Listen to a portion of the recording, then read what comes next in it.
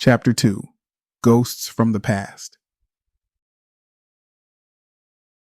The address Michael found in the library led him to a crumbling industrial complex on the outskirts of the city. The air was thick with the acrid stench of rust and decay as he made his way past broken windows and graffiti-tagged walls.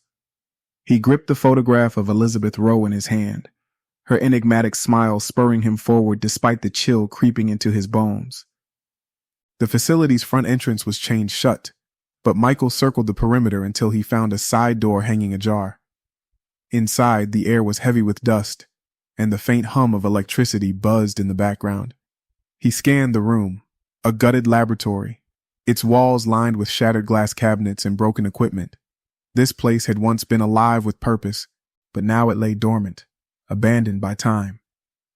The faint smell of old chemicals still lingered, a ghost of the experiments that had once taken place here.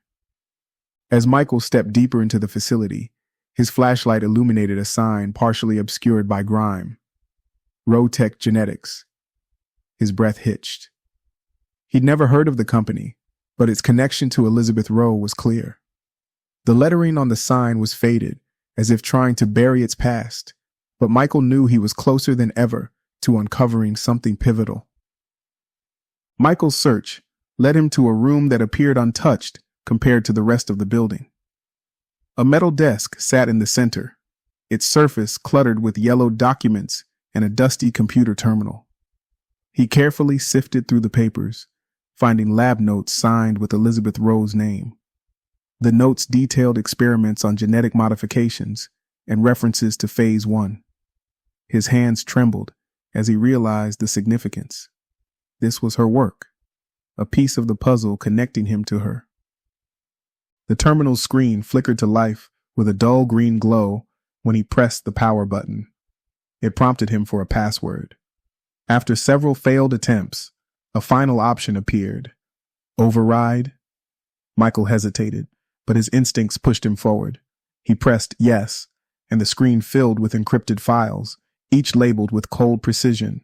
Project Nemesis, Subject Alexei, Elizabeth Rowe, Personal. A folder labeled Personal drew his attention. He opened it to find a series of video logs. The first log began with Elizabeth herself, her face weary but determined as she addressed the camera. "If you're watching this," she said, her voice low and deliberate, "I can only assume my work has led you here. What I've done, I did out of necessity, but I fear the consequences may outweigh the benefits. To my sons, if you find this, I'm sorry for what's been taken from you." Michael froze. Sons? The word struck him like a hammer. His mind raced as Elizabeth's words continued, weaving a tale of scientific ambition, tainted by shadowy oversight. She spoke of Nemesis and the ethical boundaries she had crossed, warning of forces determined to control her discoveries. Her eyes glistened with regret as the video ended abruptly. Another log automatically began playing. Elizabeth's expression was harsher this time, her voice strained with urgency. "If this reaches you before they do, you need to understand what's at stake. Project Nemesis was never about progress. It's about control. They will use it to enslave, not to protect. Stop them. Do whatever it takes." Michael barely noticed the figure lurking in the shadows behind him. The sound of a boot scraping against the floor jolted him back to the present. He spun around, his flashlight beam catching a tall, broad-shouldered man with piercing eyes.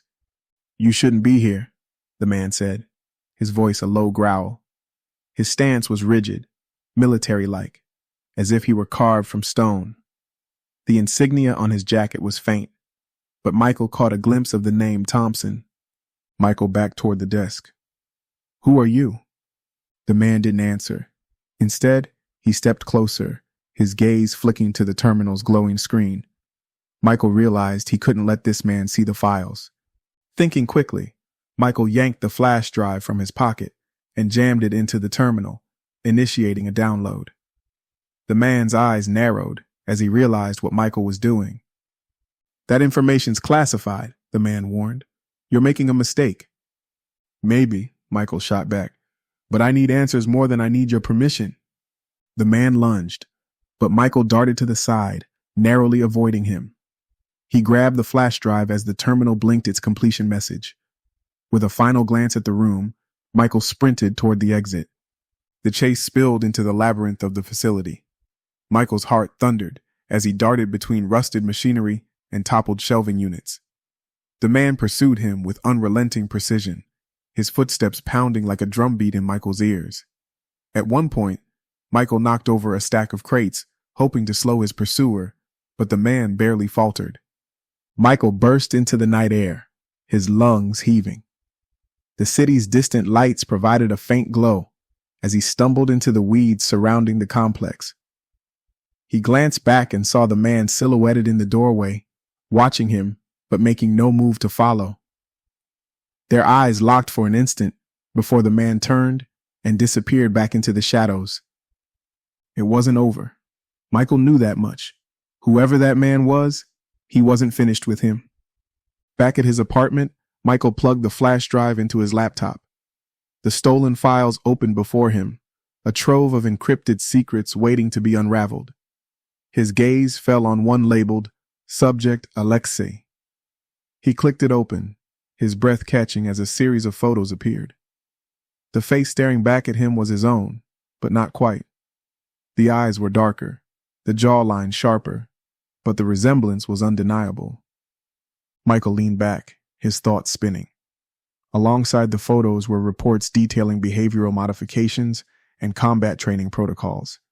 Whoever this Alexei was, he wasn't just a clone. He was a weapon. Another file caught his attention. Phase 2 initiation. The document was heavily redacted, but one phrase stood out in bold.